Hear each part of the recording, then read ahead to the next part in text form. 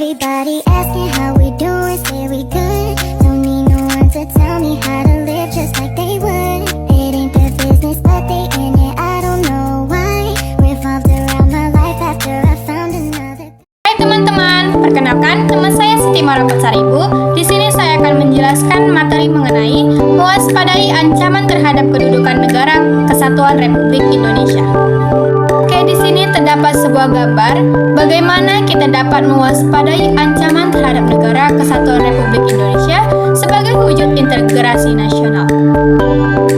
Ancaman adalah setiap upaya, pekerjaan, kegiatan, dan tindakan baik dari dalam negeri maupun luar negeri yang dinilai dan atau dibuktikan dapat membahayakan keselamatan bangsa, keamanan, kedaulatan, keutuhan wilayah negara Kesatuan Republik Indonesia, dan kepentingan nasional di berbagai aspek.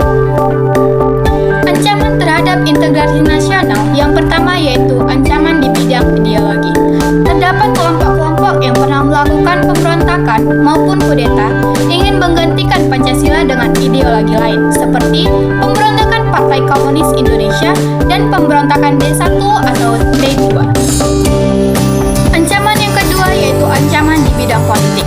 Dalam sejarah Indonesia, terdapat sejumlah gerakan separatis yang ingin memisahkan diri dari negara Kesatuan Republik Indonesia, antara lain yaitu sebagai berikut. Yang pertama yaitu PRRI atau Promesta, yang kedua Gerakan Anti Ajis, yang ketiga Republik Maluku Selatan atau PMS. Yang ketiga, ancaman di bidang ekonomi. Ancaman internal di bidang ekonomi antara lain sebagai berikut. Yang pertama adalah inflasi, yang kedua yaitu pengangguran, yang ketiga infrastruktur, dan yang keempat kebijakan ekonomi.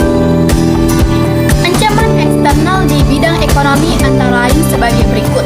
Yang pertama, ketergantungan terhadap asing, yang kedua daya asing, daya saing, yang ketiga kinerja ekonomi yang belum baik.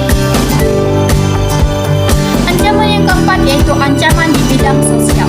Konflik horizontal yang berdimensi suku, agama, ras, dan antar golongan atau SARA yang timbul akibat watak kekerasan dapat melemahkan kualitas bangsa Indonesia. Ancaman yang kelima yaitu ancaman di bidang budaya. Ancaman di bidang budaya timbul bersamaan dengan dinamika yang terjadi dalam globalisasi. Hal ini ditandakan masuknya nilai-nilai budaya dari luar negeri yang sulit dibendung dan memengaruhi nilai-nilai di Indonesia. Yang keenam, ancaman di bidang pertahanan dan keamanan. BPPI 2008 menyatakan bahwa ancaman militer dapat berupa agresi, pelanggaran wilayah, pemberontakan bersenjata, sabotase, spionase, aksi teror bersenjata, ancaman keamanan laut dan udara, serta konflik komunal. Strategi mengatasi berbagai ancaman terhadap bidang ideologi, politik, ekonomi, sosial, budaya, dan pertahanan dan keamanan dalam membangun integrasi nasional. Dalam mengatasi ancaman militer maupun non-militer, pemerintah melalui Departemen Pertahanan telah mengeluarkan buku putih Pertahanan Indonesia 2008 atau BPPI 2008. Yang pertama yaitu strategi mengatasi ancaman di bidang ideologi. Upaya menghadapi atau menangkal ancaman berdimensi ideologi adalah melalui kebijakan dan langkah-langkah politik yang tepat dan intensif untuk mencegah meluasnya pengaruh ideologi lain terhadap ideologi Pancasila. Yang kedua, strategi mengatasi ancaman di bidang politik. Langkah-langkah yang ditempuh dalam menghadapi ancaman berdimensi politik dilaksanakan melalui dua pendekatan, yaitu pendekatan ke dalam dan pendekatan keluar. Yang ketiga, strategi mengatasi ancaman di bidang ekonomi. Sistem dan upaya pertahanan negara yang ditempuh adalah dengan membangun ketahanan di bidang ekonomi melalui penataan sistem ekonomi nasional yang sehat dan berdaya asing.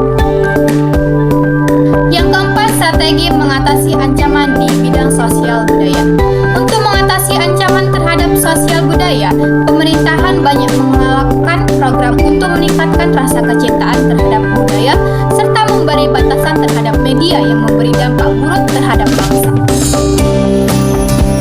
Ketahanan nasional. Pertama, perspektif pertahanan nasional. 3 perspektif atau sudut pandang terhadap konsepsi pertahanan nasional yaitu sebagai sebagai berikut.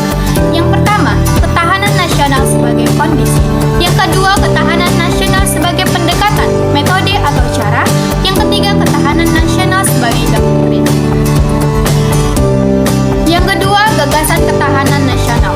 Pada tahun 1969, lahirlah istilah-istilah ketahanan nasional yang menjadi pertanda dari ditinggalkannya konsep kekuatan, meskipun dalam pertahanan nasional sendiri terhadap konsep kekuatan. Konsepsi ketahanan nasional tahun 1972 dirumuskan sebagai kondisi dinamis atau bangsa yang berisi keulatan dan ketangguhan yang mengandung kemampuan untuk mengembangkan kekuatan